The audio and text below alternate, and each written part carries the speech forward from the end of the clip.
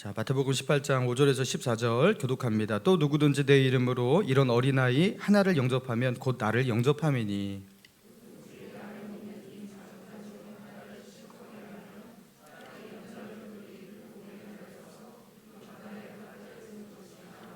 실족하게 하는 일들이 있음으로 말미암아 세상에 화가 있도다. 실족하게 하는 일이 없을 수는 없으나 실족하게 하는 그 사람에게는 화가 있도다.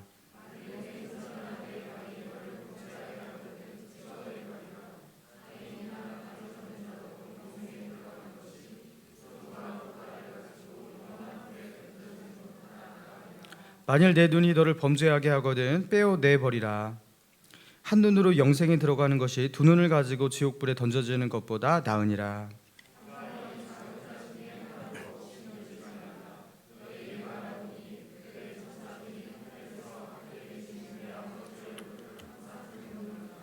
너희 생각에는 어떠하냐? 만일 어떤 사람이 양 100마리가 있는데 그 중에 하나가 길을 잃었으면 그 99마리를 산에 두고 가서 길 잃은 양을 찾지 않겠느냐?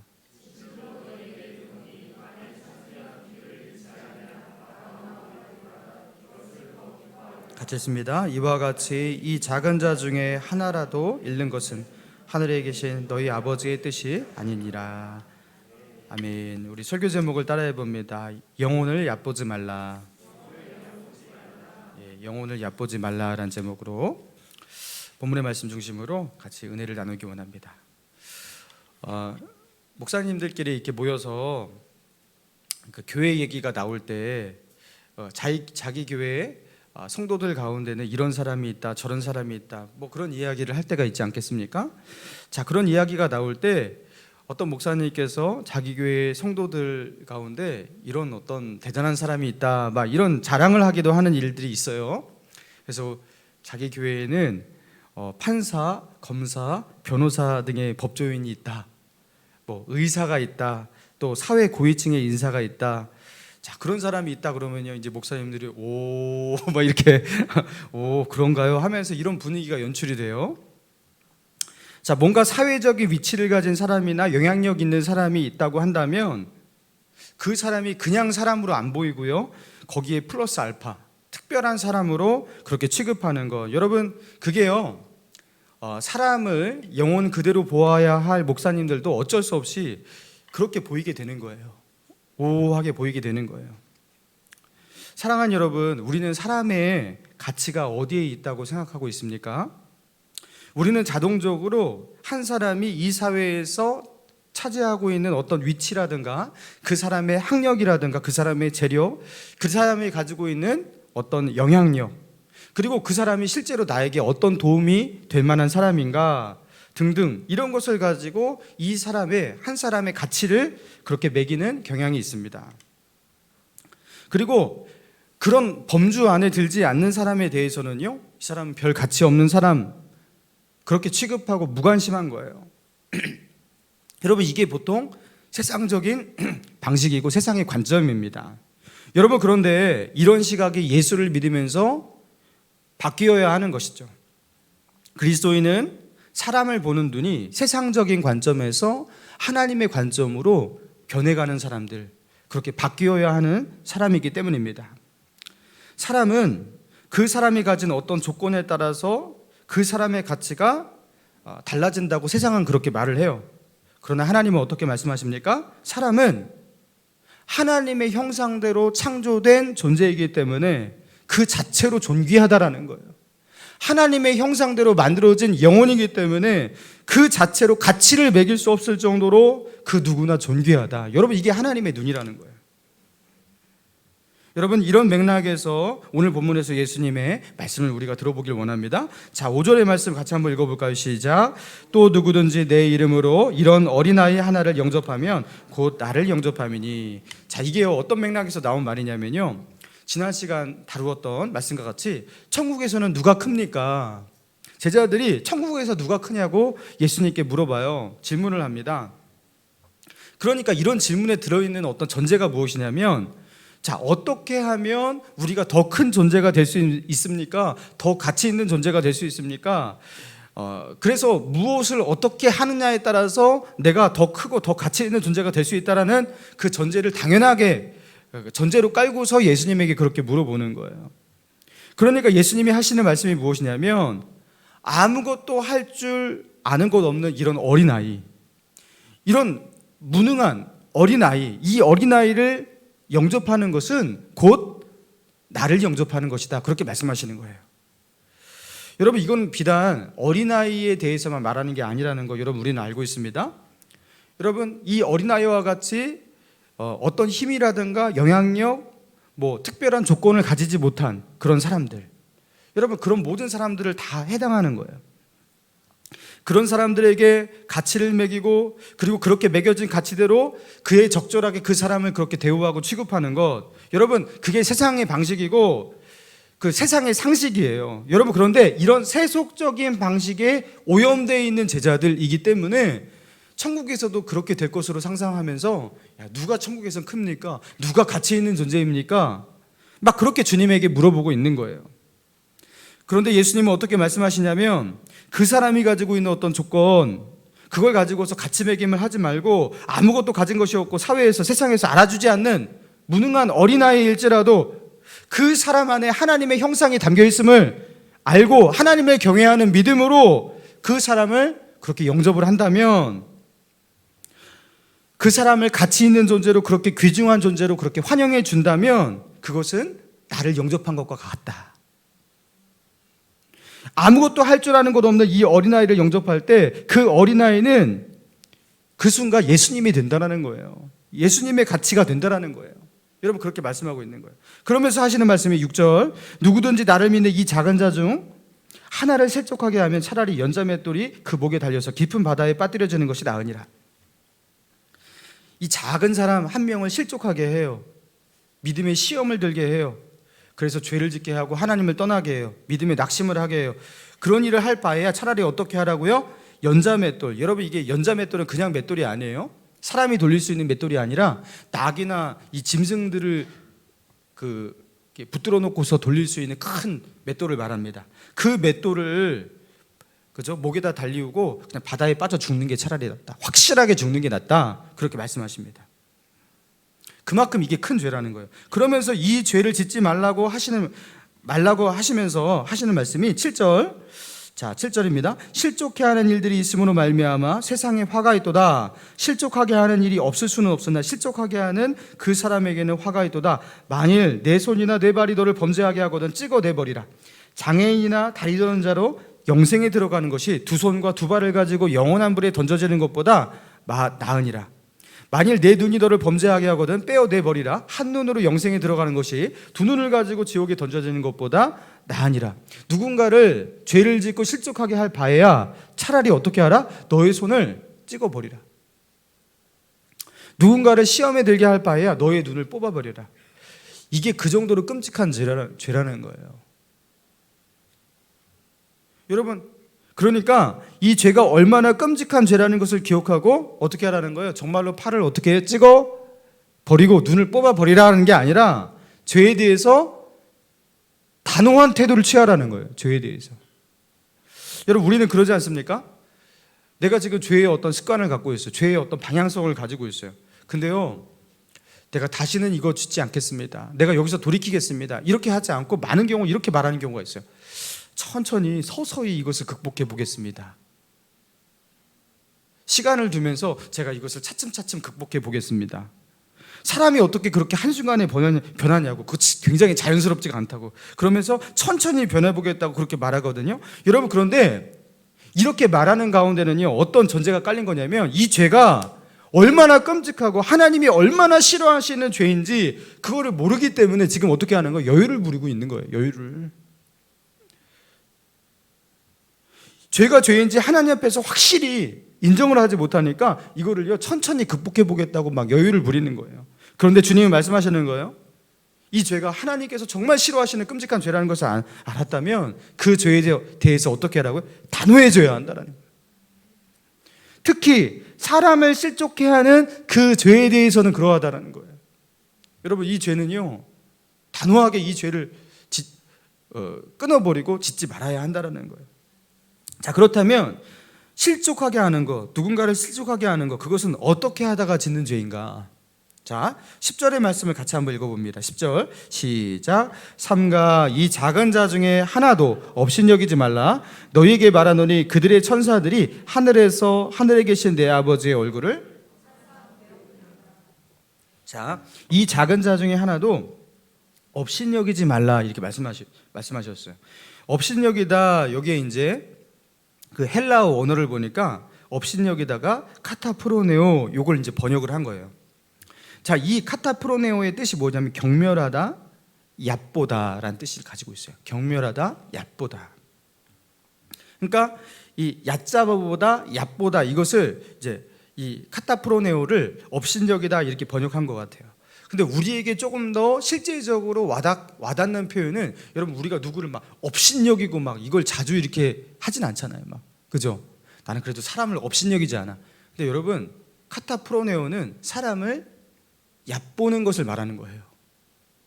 사람을 얕보기 때문에 그 사람의 실제 가치보다 더 낮게 그 사람을 여기고 얕보기 때문에, 여러분, 우리가 어떤 죄를 짓게 된다? 누군가를 실족하게 하는 그런 죄를 짓게 된다는 거예요. 여기에 있는 아무것도 할 줄 아는 것도 없는 이 작은 어린아이조차 그를 얕보지 말라는 거예요. 그를 얕잡아 보지 말라는 거예요. 왜입니까? 자, 10절 끝에 보니까 그 작은 어린아이의 천사들이 하늘에서 하늘에 계신 하나님의 얼굴을 늘 배운대요. 여러분, 여기 수호 천사라고 이렇게 표현하기는 그렇지만 이 어린아이마다 그 한 영혼마다 담당하는 천사가 있나 봐요. 이 천사론에 대해서 성경은 많이 언급하고 있지 않기 때문에 이거를 이제 뭐 많이 다루지 않겠습니다. 구체적인 얘기는 하지 않겠습니다. 그러니까 이 작은 아이를 담당하는 이 천사가 있는데, 이 천사가 늘 거룩하신 하나님을 마주하면서 그 하나님을 아련하고 있는 거예요. 그러니까 이 작은 아이가 그렇게 작은 존재가 아니라는 거예요. 이 작은 아이의 존재 가치가 우리의 눈에 이 영적인 가치가 잘 안 보여서 그렇지 대단한, 너무나 존귀한 가치를 가지고 있다는 거예요. 그리고서 등장하는 비유가 이제 12절 이하의 비유입니다. 12절. 너희 생각에는 어떠하냐? 만일 어떤 사람이 양 100마리가 있는데 그 중에 하나가 길을 잃었으면 99마리를 산에 두고 가서 잃은 양을 찾지 않겠느냐? 진실로 너희에게 이르노니 만일 찾으면 길을 잃지 아니한 99마리보다 이것을 더 기뻐하리라. 이와 같이 이 작은 자 중에 하나라도 잃는 것은 하늘에 계신 너희 아버지의 뜻이 아니니라. 여러분, 양 99마리를 두고 잃어버린 한 마리를 찾아가는 거, 여러분, 이게요 상식적으로 계산적으로는 맞지 않는 거예요. 여러분, 이 99마리의 양이 흩어지면 어떻게 해요? 이걸 늑대가 와서 또 잡아가면 어떻게 돼요? 야, 한 마리 정도는 뭐 어쩔 수가 없지, 나에겐 99마리가 있으니까 이것을 잘 지켜야지. 여러분, 이게요 굉장히 경제적인 관점이고요, 계산적인 논리로 본다면 이게 맞는 거라는 거예요. 여러분, 그런데 그 양 한 마리 한 마리의 이름을 짓고 그 한 마리 한 마리의 이름을 부르면서 그 한 마리의 애정을 갖고 있는 목자의 마음은 어떤 마음이냐면, 그 양 한 마리를 잃어버렸으면요 그 한 마리를 찾기까지 이 99마리의 이 숫자, 이런 것들이 계산되지가 않는다라는 거예요. 이 목자의 심정을 가지고서 하나님께서 우리 영혼들을 바라보시는데, 하나님께서 사람을 바라보실 때 사람의 숫자를 가지고 하나님은 만족하지 않으신다라는 거예요. 하나님에게는 누가 보인다? 한 영혼이 딱 보인다는 거예요. 한 영혼이. 하나님은 한 영혼을 잃어버렸으면 그 영혼을 찾기까지 하나님의 마음은 쉴 수가 없어요.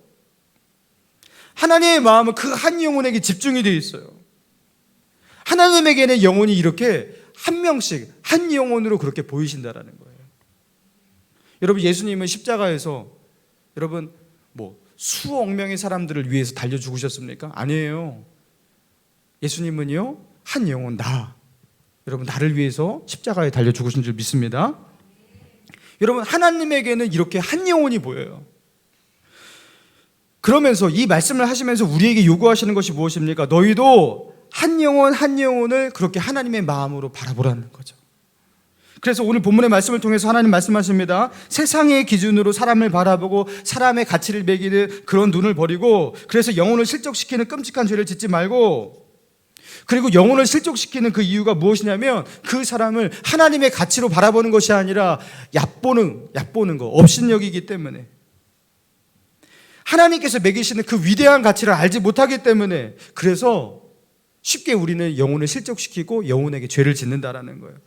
그래서 이 모든 습관이 바뀌어서 이제 하나님의 눈으로 사람을 바라보고 사람을 대하는, 그렇게 사람을 바라보는 우리의 자세와 우리의 태도들이 근본적으로 바뀌어야 한다고 예수님은 말씀하고 계신 것이죠. 사랑하는 여러분, 우리가 누군가를 시험에 들게 하는 시험거리가 되고 있지는 않습니까? 누군가의 영혼에게, 그죠? 믿음의 어떤 낙심을 품게 하는 그런 행동을 우리가 하고 있지는 않습니까? 여러분, 이게요, 우리가 상상하는 것보다 훨씬 큰 죄라는 거예요. 하나님이 보실 때 이게요, 큰 죄라는 거예요. 그런데 누가 이런 죄를 쉽게 짓게 되냐면 영혼을 얕보는 사람들입니다. 저거 뭐 별 볼 일 없는 사람들 하면서 하나님께서 매기신 그 가치보다 훨씬 더 낮게 사람들을 그렇게 얕보는 사람들, 사람들의 조건을 보면서 그 사람의 외모와 겉모양을 보면서 사람을 얕보는 자들, 그 사람들은 영혼을 얕보기 때문에 영혼을 실족시키는 죄를 짓게 된다는 거죠. 여러분, 지난 5월 25일 미국 미네소타 미니애폴리스시에서 $20 위조 지폐 사용 신고를 받고 출동한 백인 경찰이 비무장 상태였던 흑인 용의자 조지 플로이드, 여러분 그 조지 플로이드를 체포하는 과정 중에서 일어났던 참사를 여러분 알고 계실 겁니다. 이 백인 경찰이 조지 플로이드를 체포할 때 어떻게 했어요? 그를 바닥에 쓰러뜨리고 8분 46초 동안 무릎으로 그 목을 눌렀어요. 근데 바닥에 깔려서 그 목이 눌려있는 조지 플로이드가 숨을 쉬기 어려우니까 그 경찰한테 호소했어요. 숨을 쉴 수가 없다고, 숨을 쉬게 해달라고. 몇 차례 애원했어요. 엄마의 이름을 부르면서 탄식까지 했어요. 죽을 것 같으니까. 근데 이 백인 경찰이 들은 척도 하지 않았어요. 그리고 그 목을 계속 눌렀어요. 결국에 그 자리에서 질식사했어요. 여러분, 이 조지 플로이드에게 지난날에 전과가 좀 있었다고 합니다. 젊은 시절에 강도죄, 주거 침입죄, 마약 소지 거래 등의 죄를 짓고서 징역도 살았던 전과가 있는 사람이었습니다. 그런데 그가요, 최근에는 지난 과거를 청산하고 독실한 기독교 신자가 되어서 성실하게 살았다고 해요. 최근 5년 동안에는 큰 식당의 경비원으로 근무하면서 성실하게 일하다가 코로나 사태로 해고하게 되어서 일자리가 없었던 상태였대요. 그런데 사망한 당일날 위조 지폐 사용한 그 용의자와 인상착의가 비슷하다는 이유로 그렇게 체포가 된 거예요. 그러면서 과잉 진압을 하게 되고 그런 참사가 일어나게 된 겁니다. 여러분, 이러면서 미국 흑인 사회에서, 그죠? 미국에서 어떤 일이 일어났습니까? 흑인의 생명도 소중하다, Black Lives Matter, 이게 구호가 되어서 흑인의 생명도 소중하다고, 너희는 너희의 생명만 소중하다고 생각하냐고 하면서 이런 시위가 막 일어났어요. 난리가 났습니다. 피부색 때문에, 흑인이라서, 보통 흑인들은 전과자들이고, 그죠? 어떤 일이 벌어질지 모르니까 막 그런 어떤 선입관과 이 편견이, 편견 때문에 이런 사태가 벌어졌다라는 거죠. 과연 용의자가 백인이었다면 그런 일이 일어났을까? 절대 그런 일이 일어나지 않았을 거라는 거예요. 흑인이었기 때문에. 여러분, 이런 조지 플로이드 사건, 이게 미국에서만 일어나는 일입니까? 사람을 외모로 보고 판단하고 선입견을 가지고 사람을 그렇게 대하는 것, 그 사람이 가지고 있는 조건을 보고 그 사람의 위치와 힘을 보고, 여러분 그렇게 그 사람의 가치를 매기고 판단하고 그리고 그에 걸맞게 그 사람을 대우하는 것, 여러분 이게요 미국에서만 일어나는 일입니까? 여러분 대한민국에서도요 당연시 일어나는 일이고요, 오늘날 우리 교회에서도 일어나는 일입니다. 여러분, 우리는요 영혼을 보지를 못합니다. 하나님의 눈으로 영혼을 보면서 영혼의 가치를 매기고 그 영혼을 보아주지를 못해요. 우리는 어떻게 봅니까? 사람을? 그 사람의 효용성을 봐요. 야, 이 사람이 얼마나 효용성을 가지고 있는 사람이지? 이 사람이 얼마나 쓸모 있는 사람이지? 이 사람이 나에게 얼마나 도움이 될까?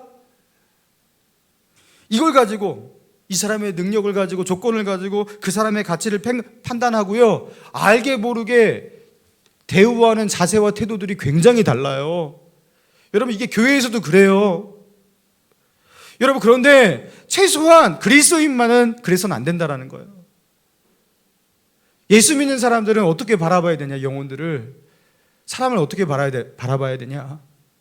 여러분, 하나님이 창조하신, 하나님의 형상대로 만드신 소중한 영혼으로 그렇게 대할 수 있기를 바랍니다. 다 존귀한 거예요. 사랑하는 여러분, 그래서 우리가 노력했으면 좋겠어요. 어떻게 노력하냐? 나에게 효용성이 없는 사람, 득이 되지 않는 사람, 오히려 그런 사람에게 더 잘해주시기 바랍니다. 나에게 어떤 도움도 안 돼요. 될 수도 없어요. 여러분, 오히려 그런 사람에게 더 잘해주는 거예요. 나에게 도움될 만한 사람에게 잘해주는 거, 여러분, 그거 아무나 잘하는 거예요. 아무나 하는 거예요. 그거. 여러분, 목감신일교회에서는 헌금 많이 내신다고 대접받을 생각하시면 안 됩니다. 예? 그런 생각하시면 안 돼요. 야, 내가 이 교회에서 어떻게 했는데. 여러분, 이런 생각을 하실 거들랑 아예 하지를 마세요. 그 잘못된 생각이에요. 교회에서는 헌금을 못 내시는 분들, 뭐 부자가 아니라서 헌금을 많이 낼 수도 없는 분들, 여러분, 오히려 그런 분들도 똑같이 존귀한 거예요. 교회가 최소한 세상과 구별이 되어 있죠. 여러분, 그래서 오해하지 마시기 바랍니다. 내가 이만큼 교회에서 헌신하고, 뭐 목사님도 내가 이렇게 돕고 사역도 열심히 하는데 왜 우리 목사님은 나한테 관심이 별로 없는 것 같지? 나에게 뭔가 조금 더 내가 이런 사람이라면 조금 더 신경을 써줘야 할 것 같은데, 여러분, 목사는 그런 사람한테 관심이 저절로 가요. 여러분, 관심이 안 갈 수가 없어요. 교회에서 그렇게 헌신하는 사람한테 그저 믿음 좋고, 여러분, 그런 충성된 사람한테는 그냥 관심이 가요. 여러분, 그런 분들에게 관심이 본능적으로 가는데, 목사가 그런 사람한테 관심을 안 주고 있다는 것은 그 본능과 싸우고 있는 거예요.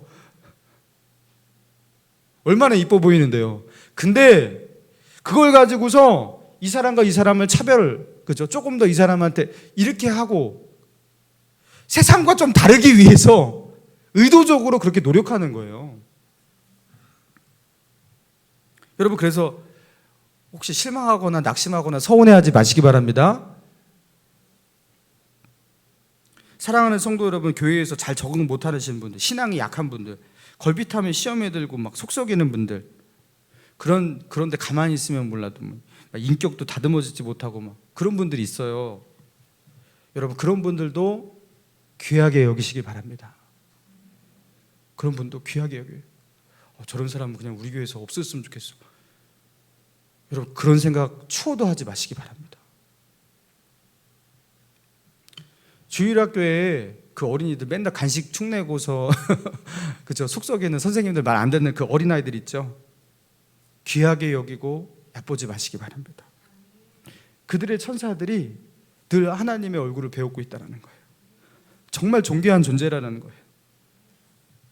여러분, 그것을 늘 우리가 상기하면서 영혼을 바라볼 때, 여러분, 우리가 영혼을 대하는 태도, 자세가 달라질 수가 있다는 거예요. 하나님이 기뻐하시는 뜻대로 우리가 영혼을 대할 수 있다는 거예요. 제가 중학교 1학년 때인가 2학년 때 일입니다. 그렇게 기억하는데요. 주일학교 때 이렇게 그 담당 반 선생님이 있잖아요. 주일학교 반 선생님. 반 선생님은 당연히 저를 잘 알고요. 저의 이름도 알고 그렇습니다. 그런데 어느 날인가 이렇게 길을 걷다가 다른 반 선생님, 그 주일학교인데 다른 반 선생님이에요. 근데 그 선생님이 저를 알아보고 인사를 하는데 반갑게 웃으면서 저의 이름을 불러주는 거예요. 제가 굉장히 놀랐어요. 아니, 우리 중등부에 애들이 참 많은데 어떻게 저 선생님이 자기 반도 아니고 다른 반 아이인 내 이름을 알고 있지? 이게 너무나 감동되어서 집에 가서 엄마한테 말했어요. 엄마, 그 선생님이 내 이름을 알고 있어. 어떻게 자기 반이 아닌데 나를 알고 있을까? 그게 감동되어서 어머니한테 말했던 기억이 있어요. 한 번은 중등부 수련회를 갔습니다. 학예 수련회를 갔는데 점심 식사 시간이었어요. 이제 식사를 마치고 나서 그 당시에 중등부 담당하시는 전도사님이 갑자기 이렇게 수련회장 그 마당에 이렇게 거닐고 있는 저한테 대성아 하면서 저를 부르면서 대성아 점심 먹었어? 맛있게 먹었니? 그렇게 물어봐 주는 거예요. 그래서 제가 자, 점심 먹었어요. 그렇게 말을 했어요. 근데 그게 너무 감동이 되었어요. 아니 전도사님이 그렇게 높으신 분이 어떻게 이렇게 허접한 나를 밥 먹었냐고 이렇게 물어봐 줄까? 그리고 이렇게 쓰다듬어 줬거든요. 이게 쓰다듬어 주는데 야, 나를 이렇게 쓰다듬어 줄까? 하면서 그게 감동이 되어서 또 엄마한테 말을 했어요. 여러분 다 기억납니다. 또렷이 기억이 납니다. 더 어렸을 때도 기억나요. 저를 마주했던, 저를 대했던 어른들의 모습들이 다 기억나요. 여러분 동백꽃 필유럽이라는 드라마를 보신 적 있습니까?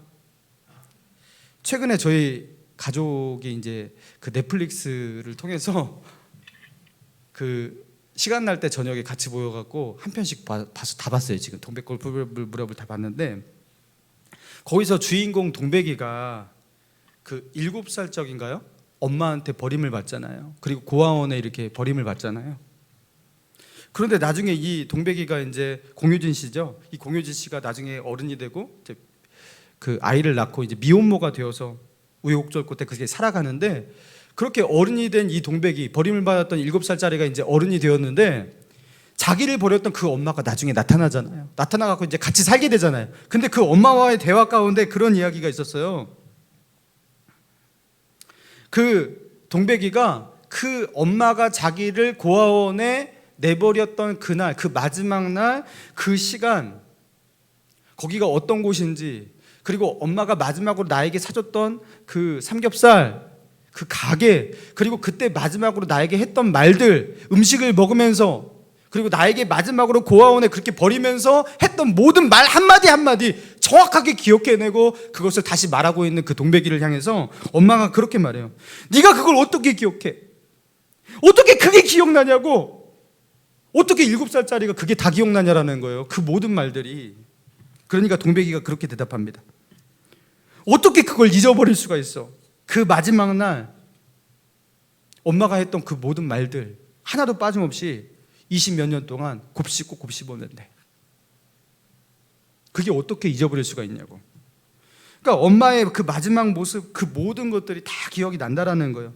그러니까 어려서 7살짜리에서 기억하지 못할 줄 알았는데 다 기억해내는 거예요. 그래서 엄마가 이제 충격을 받습니다. 여러분 그런데요, 곱씹지 않아도 기억이 납니다. 조그만 인상만 줘도요, 그게 다 기억이 납니다. 어렸을 때 어른들이 나를 어떻게 대하는지, 나를 얕잡아 봤는지, 나를 좀 하찮은 존재로 대하는 그런 말투, 그런 느낌, 아니면 나를 가치 있고 귀중한 존재로 대했는지, 나를 사랑했는지, 여러분 이게요 다 기억에 남아요. 너무 잘 나요. 나를 귀하게 대해주고 사랑해준 사람, 그 모든 따뜻한 말들, 그 제스처들, 그 표정들, 그게 다 기억이 나요. 여러분, 그래서 우리가요 사람을 대할 때 우리가 사람을 대하는 그 자체가 다 사역인 거예요. 특히 주일학교에서 아이들 대할 때 여러분 그 아이의 자아 형성, 자기의 존재 가치, 여러분 그걸 어떻게 생각하느냐, 여러분 우리가 그 아이들을 어떻게 대하느냐에 따라서 그게 다 형성이 되는 줄 믿습니다. 여러분 그래서요 지나갈 때에도 여러분 우리 아이들은 같이 키우는 거거든요. 그렇죠? 여러분 그렇게 아이들을 사랑스레 가치 있게 대해 주시기 바랍니다. 예, 코로나 사태니까 너무 막 쓰다듬고 만지지는 마시고요. 여러분 그렇게 귀중하게 대해 주시기 바랍니다. 마지막으로 테레사 수녀의 그 명언을 한번 들어보기 원합니다. 테레사 수녀가 했던 말이에요. 난 결코 대중을 구원하려고 하지 않는다. 난 다만 한 개인을 바라볼 뿐이다. 난 한 번에 단지 한 사람만을 사랑할 수 있다. 한 번에 단지 한 사람만 껴안을 수 있다. 단지 한 사람씩만. 따라서 당신도 시작하고 나도 시작하는 것이다. 난 한 사람을 붙잡는다. 만일 내가 그 사람을 붙잡지 않았다면 난 42,000명을 붙잡지 못했을 것이다. 모든 노력은 단지 바다에 붙는 한 방울 물과 같다. 하지만 만일 내가 그 한 방울 물을 붓지 않았다면 바다는 그 한 방울만큼 줄어들 것이다. 당신에게도 마찬가지다. 당신의 가족에게도, 당신이 다니는 교회에서도 마찬가지다. 단지 시작하는 것이다. 한 번에 한 사람씩. 여러분, 마더 테레사가 인도에서 그 수많은 영혼들을 돌보고 키운 것, 여러분, 마더 테레사는요 수천 명, 수만 명을 보고 키운 게 아니라는 거예요. 그냥 한 사람, 한 영혼을 보았다라는 거예요. 자기 눈에는 그렇게 숫자가 보이지 않았대요. 그냥 한 사람, 자기 앞에 있는 그 한 사람을 충실하게 사랑했다라는 거예요. 내가 어떻게 그 많은 사람을 한꺼번에 껴안냐라는 거예요. 하나님 앞에 내 영혼을 하나 갖다 놓으면 그 한 사람을 나의 전부인 것 마냥 그렇게 한 사람에게 자기 모든 것을 쏟고 그렇게 한 사람을 사랑했는데, 그러다가 이런 사역을 하게 되었다라는 거죠. 사랑하는 성도 여러분, 우리에게 한 영혼이 이렇게 보여야 합니다. 하나님이 창조하신 소중한 영혼, 하나님께서 천하를 주고도 바꾸지 않는 그 하나님의 형상대로 지음받은 이 소중한 존재, 그 한 영혼, 여러분, 이게 보여야 돼요. 이게 보이면 사람을 실족하게 할 수가 없다라는 거예요. 그리고 그래야지 하나님의 뜻대로 사람을 사랑할 수 있고 사람을 섬길 수가 있다라는 거예요. 전도는 누가 할 수 있습니까? 여러분, 한 영혼을 전도하려면 그게 얼마나 힘들어요? 손이 얼마나 많이 갑니까? 애가 얼마나 탑니까? 한 영혼 교회로 한 번만 끌고 나오는 게 여러분 얼마나 힘듭니까? 여러분, 그 영혼이 보이지 않으면 그 일을 할 수가 없어요. 그 한 영혼을 하나님의 눈으로 보지 않으면 그 수고를 감당할 수가 없어요. 여러분, 그래서 영혼이 보이는 사람이 전도할 수 있는 겁니다. 사랑하는 성도 여러분, 사람을 천하보다 귀한 영혼으로 대하고 그 사람이 가지고 있는 외모와 조건, 그것을 보고 얕보지 않고 예수님을 영접하듯 그렇게 대할 수 있는 저와 여러분 되시기를 주님의 이름으로 축원합니다.